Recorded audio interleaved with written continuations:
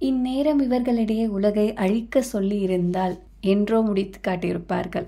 பாவம், அவர்களிடம் இதை காப்பாற்ற சொல்லியிருக்கிறீர்களே, தடுமாறுகிறார்கள். வணக்கம் நண்பர்களே, நான் உங்க தோழி சிவானிமூர்த்தி. இது ஓம் ரிதம் ஆஃப் லைஃப். உங்களுக்கு தெரியுமா, வேர்ல்டுலேயே அதிக பாப்புலேட்டட் கண்ட்ரியான நம்ம இந்தியாவில் இப்போ ஃபெர்டிலிட்டி ரேட் குறைஞ்சிட்டே வருது. அதுவும் முக்கியமாக இது பிரச்சனைக்குரிய விஷயம். இதை கன்சிடர் பண்ண வேண்டியது ரொம்ப ரொம்ப முக்கியம். ஏன் அப்படின்ட்டு கேட்குறீங்களா? தெரிஞ்சு போவாங்க. கடந்த 7 சகாப்தங்களாக நம்ம இந்தியாவுடைய மக்கள் தொகை குறைஞ்சிக்கிட்டே வருது. இதற்கான காரணம் என்ன அப்படின்ட்டு தெரியுமா? அதையும் தாண்டி ஒரு பெண்ணுக்கு 1.4 அப்படின்ற விதத்தில் தான் குழந்தை பிறக்குது. அதாவது ஒரு பெண் ஒரு குழந்தை அல்லது 2 குழந்தை பெற்றுக்கிறது இங்கே ஒரு பெரிய விஷயமா இருக்குது. இது இப்படியே போச்சு அப்படின்னா 2036 இந்தியாவில் ரொம்ப ரொம்ப அதிக அளவில் வயது முதிர்ந்தோர்களும் ரொம்ப ரொம்ப கம்மியான அளவில் மட்டும்தான் இளைஞர்கள் இருப்பாங்க. இதன் விளைவு அதிக அளவு கேர் தேவைப்படுற வயசானவங்க இருப்பாங்க. அண்டு அதிக அளவு ரெவென்யூ ஜென்ரேட் பண்ணக்கூடிய இளைஞர்கள், ஒர்க்கர்ஸ் ரொம்ப கம்மியாக இருப்பாங்க. இது எல்லாத்தையும் விட ஒரு அதிர்ச்சிகரமான விஷயம் என்னன்னா, 40-50% ஆண்கள் மழற்றுத்தன்மை உடையவர்களாக இருக்காங்க.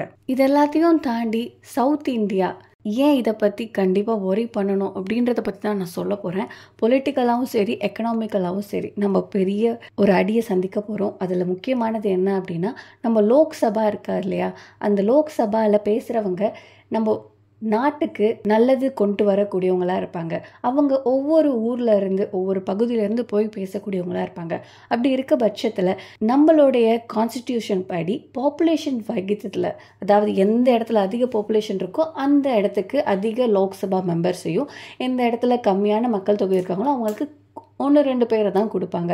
அப்படி இருக்கிற பட்சத்தில் நம்ம தமிழ்நாடு, கேரளா, கர்நாடகா போன்ற மாநிலங்களில் குறைஞ்ச அளவு பாப்புலேஷன் இருக்கிறதால நம்மளுடைய லோக்சபா சீட்டையும் குறைக்க போகிறாங்க.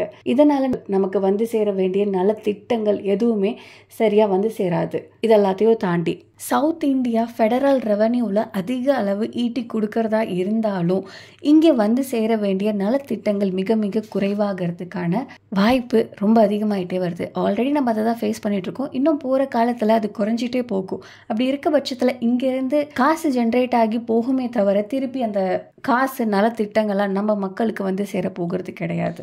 அதற்கும் மேலே இந்தியாவில் நடக்கிற ஒவ்வொரு நலத்திட்டங்கள் மற்றும் சட்டங்கள் எதற்குமே நம்மளால் ஆதரவும் சரி, எதிர்ப்பும் சரி கொடுக்க முடியாது. நம்மளால் அதில் எந்த ஒரு பங்கேற்பும் எடுக்க முடியாது. ஏன்னா நம்மள்ட்ட தான் ஸ்போக் பர்சன் கம்மியாக இருப்பாங்களே. அப்படி இருக்க பட்சத்தில் நம்மளால் எப்படி நம்மளுக்கு என்ன தேவை அல்லது நம்மளுக்கு என்ன முக்கியமான விஷயம் அப்படின்றத அங்கே கொண்டு போய் சொல்ல முடியும், அதை கொண்டு வந்து சேர்க்கவும் முடியும். சொல்லப்போனால் நம்ம ஒரு இக்கட்டான சூழ்நிலையில் தான் இருக்கும். தெரியல, பொறுத்திருந்து பார்ப்போம் என்ன நடக்குதுன்ட்டு. நான் உங்கள் தோழி சிவானிமூர்த்தி. இது ஓம் ரிதம் ஆஃப் லைஃப். நன்றி, வணக்கம், வாழ்க வளமுடன், ஜெய்ஹிந்த்.